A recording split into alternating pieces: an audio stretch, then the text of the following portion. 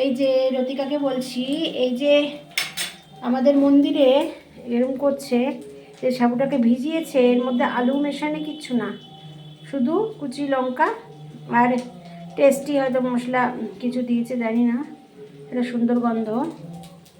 আর হয়তো গোলমরিচ টলমরিচ হবে, একাদশীর দিন তো লঙ্কা আর গোলমরিচ হবে, জানি না, গোলমরিচের গন্ধ আমি পাইনি।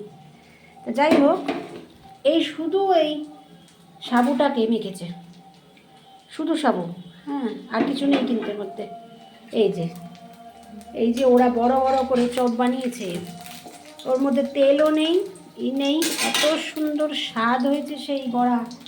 তাই আজকে সাবু রয়েছে, আলু সিদ্ধ এখনো হয়নি, তাই আমি ভাবলাম যে করে দেখি কেমন হয়, দেখা যাক। যদি ভালো হয় তাহলে আমি বলবো যে এরমভাবেই করতে, আলু না মিশিয়ে, কড়মড় কড়মড় করে, খুব সুন্দর, দেখা যাক কেমন হয়।